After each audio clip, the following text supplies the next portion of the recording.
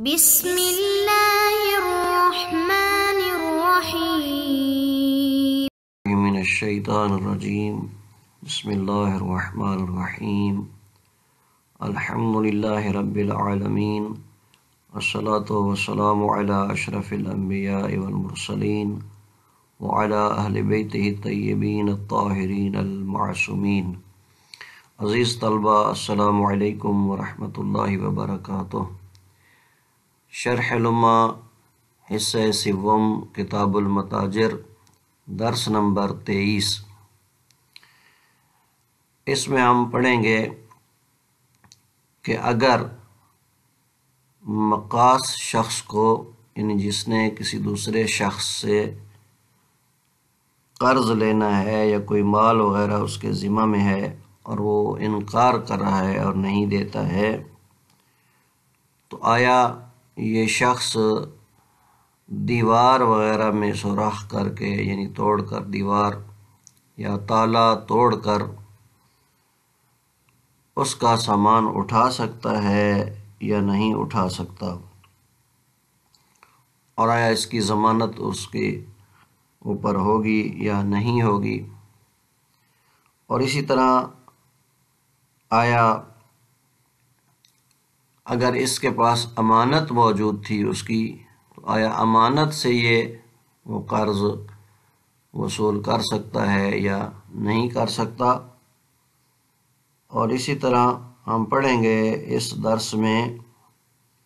کہ آیا یہ جو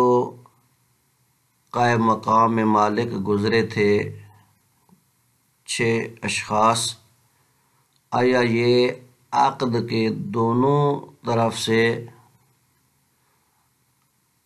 سرپرستی کر سکتے ہیں یا نہیں، یعنی ایک طرف سے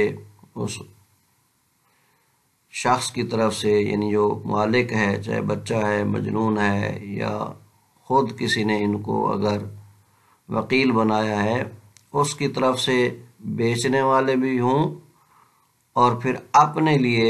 آیا یہ اس چیز کو خرید سکتے ہیں یا نہیں خرید سکتے، یہ اس درس میں مورد بحث واقع ہوں گی۔ خلاصۃ درس کا خلاصہ فرماتے ہیں وَلَوْ تَوَقَّفَ أَخْذُ الْحَقِّ عَلَى نَقْبِ جِدَارٍ أَمْ كَسْرِ قُفْلٍ جَازَ، یعنی اگر یہ مقاص شخص، یعنی جس نے دوسرے شخص سے کوئی دین یا مال جو اس کے ذمہ میں تھا لینا تھا، اور وہ انکار کر رہا ہے، یعنی اصلاً یا تو اس کو مانتا نہیں ہے یا تسلیم تو کرتا ہے لیکن دیتا نہیں ہے، تو اگر ایسی صورتحال ہے کہ یہ اس کا مال کا وصول کرنا موقوف ہے کہ یا تو اس کے گھر کی دیوار میں مثلاً سوراخ وغیرہ کیا جائے یا تالا توڑا جائے، تو آیا یہ تالا توڑا جا سکتا ہے یا دیوار میں سوراخ کیا جا سکتا ہے؟ تو فرماتے ہیں جازا، ایسا کر سکتے ہیں۔ وَلَوْ تَوَقَّفَ أَخْذُ الْحَقِّ عَلَى نَقْبِ جِدَارٍ، اگر موقوف ہو اس کے حق کا اخذ کرنا دیوار میں سوراخ پر، ہم کسر قفل یا تالے کے توڑنے پر، تو جازا، تو ایسا کرنا جائز ہے۔ آیا اگر یہ جو دیوار کو سوراخ کرے گا یا تالا توڑے گا تو ان کی ضمانت اس کے ذمہ میں ہے یا نہیں ہے؟ تو فرماتے ہیں ظاہراً اس کی ضمانت اس پر نہیں ہے، یعنی وہ دیوار پھر ٹھیک کرانا یا تالا جو ہے ان کو دینا، یہ اس کا ضامن نہیں ہوگا۔ اب یہاں پر ایک اور بات انہوں نے درس میں کی ہے کہ یہ یاد رہے کہ جو مستثنیات ہوتے ہیں قرض کی ادائیگی میں، مثلاً بعض چیزیں ایسی ہیں اگر وہ موجود ہوں بھی صحیح تو بھی ان کو نہیں بیچا جائے گا، اور وہ ہے اس شخص کے شان کے مطابق اس کا گھر، اس کی سواری اور اس کے اہل و عیال اور اس کا مثلاً نان و نفقہ کے اخراجات،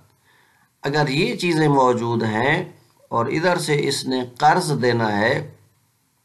تو آیا گھر کو بیچ کر یا اس کی سواری جو اس کی ضرورت میں ہے اور اس کی شان کے مطابق ہے، اس کی شان کے مطابق ہے، یا اس کے اہل و عیال کے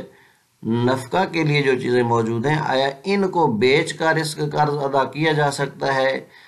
یا یہ چیزیں اس سے زبردستی لی جائیں گی یا نہیں لی جائیں گی؟ تو کہتے ہیں نہیں، یعنی معتبر یہ ہے کہ جو مستثنیات دین ہیں ان چیزوں سے قرض کا تقاص نہیں کیا جائے گا، بلکہ یہ مستثنا ہے، ان کے علاوہ اگر کوئی چیز موجود ہے تو اس سے مثلا وہ مقاص شخص جو ہے، قرض لینے والا شخص جو ہے وہ لے گا۔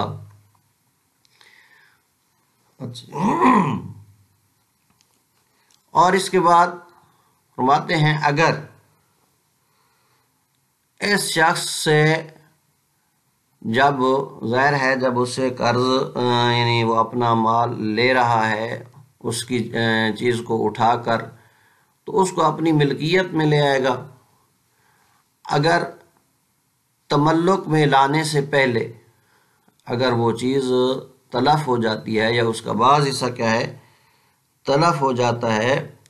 تو آیا یہ شخص ضامن ہوگا یا نہیں ہوگا؟ یعنی اگر اس کی ملکیت میں آ گئی ہے اور تلف ہو گئی ہے تو پھر تو ظاہر ہے اسی کی ملکیت سے ہی وہ چیز تلف ہوئی، لیکن اگر ابھی تک اس نے تملک نہیں کیا تھا، یعنی اپنی ملکیت میں نہیں لایا تھا، قصد نہیں کیا تھا، ابھی اٹھایا ہی تھا اور وہ چیز مثلا جو ہے تلف ہو جاتی ہے، تو آیا ضامن ہوگا یا نہیں ہوگا؟ فرماتے ہیں اس بارے میں دو قول ہیں، مثلا ایک یہی ہے کہ ضامن ہوگا اور دوسرا یہ ہے کہ ضامن نہیں ہوگا۔ اور کہتے ہیں اگر اس مقروض شخص کی کوئی چیز اس کے پاس امانت تھی، کوئی مال اس کا اس کے پاس امانت تھا، تو آیا یہ امانت سے اپنے قرض کا تقاضا کر سکتا ہے یا نہیں؟ فرماتے ہیں قولان، اس بارے میں دو قول ہیں، اس بارے میں بھی دو قول ہیں۔ ایک یہ ہے کہ مثلا وہ اس سے تقاضا کر سکتا ہے، دوسرا یہ ہے کہ تقاضا نہیں کر سکتا۔ البتہ فرماتے ہیں والمروی علی العدم، جہاں تک روایت کی بات ہے تو یہ تقاضا نہیں کر سکتا ہے، لیکن شہید ثانی رحمۃ اللہ علیہ فرماتے ہیں کہ اس روایت کو جس میں مثلا آیا ہے کہ یہ تقاضا نہیں کر سکتا ہے، ان کو حمل کیا جائے گا کراہت پر، کیونکہ بعض روایات ایسی ہیں جو مطلقاً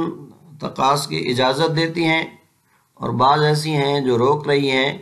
تو جب ان کو جمع کریں گے تو جمع کا نتیجہ یہی نکلے گا کہ یہ کر سکتا ہے لیکن مکروہ ہے۔ کہتے ہیں وَيَجُوزُ لِلْجَمِيعِ طَوَلَّ طَرَفَيِ الْعَقْدِ إِلَّا الْوَكِيلَ وَالْمُقَاسَ، جائز ہے تمام کے لیے عقد کی دونوں طرفوں سے سرپرستی کرنا، یعنی ایک طرف سے وہ بیچنے والے ہیں تو دوسری طرف سے اپنے لیے لے بھی سکتے ہیں، مگر وکیل اور مقاس، وکیل اور مقاس کے لیے یہ جائز نہیں ہے، یعنی وہ اپنے لیے نہیں خرید سکتے، بیچ تو سکتے ہیں اس مالک کی طرف سے لیکن خود اپنے لیے خرید نہیں سکتے۔ وَلَوْ تَوَقَّفَ أَخْذُ الْحَقِّ عَلَى نَقْبِ جِدَارٍ أَوْ كَسْرِ قُفْلٍ جَازَ، فرماتے ہیں اگر مقاص شخص کے لیے موقوف ہو اس کے حق کا لینا دیوار میں سوراخ کرنے پر یا تالا توڑنے کے اوپر، تو جازہ اس کے لیے جائز ہے، ایسا کر سکتا ہے۔ وَلَا ضِمَانَ عَلَى الظَّاهِرِ، اور ظاہر یہ ہے کہ وہ اس کا ضامن بھی نہیں ہے، یعنی یہ دیوار کو پھر ٹھیک کر کے دے یا تالا اور خرید کے دے، اس کا ضامن نہیں ہے۔ وَيُعْتَبَرُ فِي الْمَأْخُوذِ قَوْلُهُ زَائِدًا عَلَى الْمُسْتَثْنَى فِي قَضَاءِ الدَّيْنِ، اور معتبر ہے اس ماخوذ میں، یعنی جو چیز آپ لے رہے ہیں اس سے اس قرض کے عوض میں، معتبر یہ ہے کہ وہ جو مستثنا ہے دین کی ادائیگی میں ان چیزوں سے وہ زائد ہو،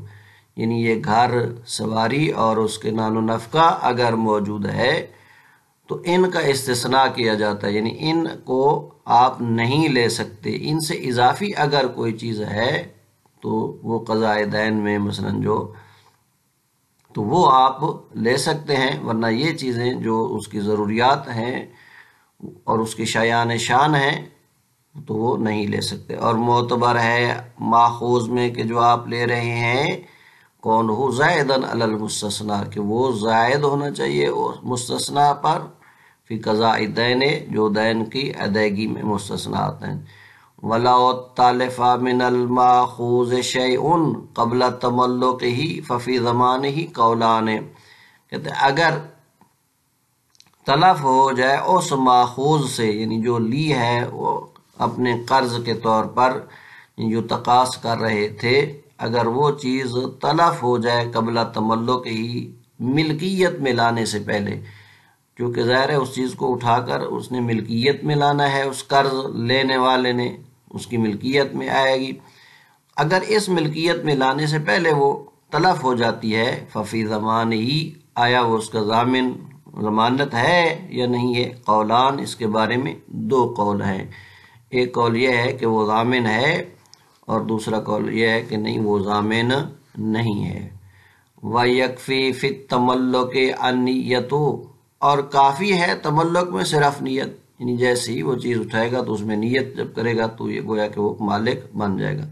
سواء کان بالقیمت ام بالمثل، چاہے اس نے جو تقاص کرنا تھا یعنی قیمت کے ساتھ کرنا تھا وہ چیز قیمی تھی،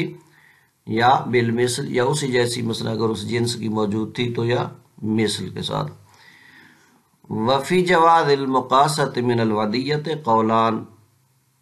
آیا ودیت میں سے تقاص کیا جا سکتا ہے، ایسا کرنا جائز ہے یا نہیں؟ تو اس کے بارے میں بھی دو قول ہیں۔ وفی جواز المقاصۃ، آیا تقاص کے جائز ہونے کے بارے میں من الودیت، ودیت سے قولان، دو قول ہیں۔ والمروی علی عدم، اور جہاں تک روایت شدہ ہے وہ کیا ہے؟ عدم تقاص ہے، یعنی ودیت اور امانت سے آپ تقاص نہیں کر سکتے۔ شہید فرماتے ہیں وَحُمِلَ عَلَى الْكَرَاحَةِ، اس تقاص کیا جائے گا، البتہ اس کو حمل کیا جائے گا کراہت پر، چونکہ بعض روایات ایسی ہیں جو اجازت دیتی ہیں کہ آپ تقاص کر سکتے ہیں، اور بعض روایات وہ ہیں جو کہتی ہیں کہ آپ تقاص نہیں کر سکتے، تو ان کے درمیان جو جمع ہوگی یہی ہوگی کہ تقاص کیا جا سکتا ہے، البتہ مکروہ ہے ایسا کرنا۔ وفی جواز مقاصۃ الغیب من غیر مطالبتہ وجہان، کہتے ہیں اگر ایک شخص جو غائب ہے یہاں پر موجود نہیں ہے، اس کی اگر کوئی چیز موجود ہے،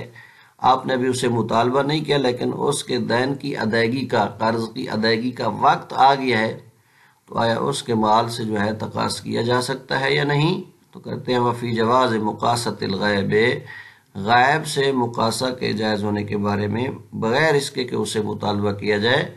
وجہان، اس میں بھی دو وجہ ہیں۔ اجودہما العدم، ان میں سے اجود یہ ہے کہ ایسا نہیں کر سکتے، الا مع طولھا بحیث یؤدی الی الضرر، مگر یہ کہ اس کی یہ عدم موجودگی یا غیبت اتنی طولانی ہو جائے کہ جس کی وجہ سے مثلا ضرر پہنچے، یعنی ضرر کی ادائیگی تک ضرر کی وہ موجب بنے، تو اس صورت میں پھر تقاص کیا جا سکتا ہے۔ وَلَوْ أَمْكَنَ الرُّجُوعُ هُنَا إِلَى الْحَاكِمِ فَالْأَقْوَى تَوَقُّفُهُ عَلَيْهِ، کہتے ہیں ہاں اس صورت میں کہ جب وہ مقروض شخص غائب ہے اور اس کی غیبت طولانی ہو رہی ہے، تو کہتے ہیں اگر یہاں پر حاکم کی طرف رجوع ممکن ہے، یعنی حاکم موجود ہے اور یہ بھی وہاں پہنچ سکتا ہے، اپنا حق جو ہے ثابت کر سکتا ہے، بینہ بھی موجود ہے، تو اقوی یہ ہے کہ یہاں پر تقاص موقوف ہوگا حاکم کے اذن پر۔ وَلَوْ أَمْكَنَ الرُّجُوعُ هُنَا، اگر یہاں پر رجوع ممکن ہو حاکم کی طرف، فَالْأَقْوَى تَوَقُّفُ عَلَيْهِ، تو اقوی یہ ہے کہ یہاں پر تقاص جو ہے وہ موقوف ہے حاکم کے اذن پر۔ وَيَجُوزُ لِلْجَمِيعِ أَيْ جَمِيعُ مَنْ لَهُ الْوِلَایَةُ مِمَّنْ تَقَدَّمَ تَوَلِّی طَرَفَیِ الْعَقْدِ، کہتے ہیں جائز ہے تمام کے لیے، وہ تمام جو پیچھے گزرے ہیں کہ جن کے لیے ولایت ثابت تھی، جو پیچھے گزر چکا ہے، مثلا 6 اشخاص جو کہ مقام بنتے تھے، باپ، دادا، وصی، اسی طرح وکیل اور یہ حاکم اور اس کا امین وغیرہ، تو ان تمام کے لیے کہتے ہیں جائز ہے عقد کی دونوں طرفوں کی ولایت، مثلا ایک طرف سے اس مالک کی طرف سے کہ جس کے یہ مثلا باپ ہیں یا دادا ہیں یا وصی وغیرہ ہیں، اس کی طرف سے ایک طرف سے یعنی اس چیز کو بیچیں اور دوسری طرف سے اپنے لیے مثلا کیا کرے، خریدے، بِأَنْ يَبِيعَ مِنْ نَفْسِهِ وَمِمَّنْ لَهُ الْوِلَایَةُ عَلَیْهِ، کہ یعنی ان کو بیچ سکتے ہیں اپنے لیے اور اس شخص کے لیے کہ جن پر ان کو ولایت حاصل ہے، بس جائز ہے تمام کے لیے، الا الوکیل والمقاص، سوائے وکیل اور مقاص کے، فلا یجوز تولیہما طرفیہ، ان دو کے لیے عقد کی دونوں طرفوں کی ولایت جائز نہیں ہے، یعنی دونوں طرفوں سے یہ سرپرستی نہیں کر سکتے،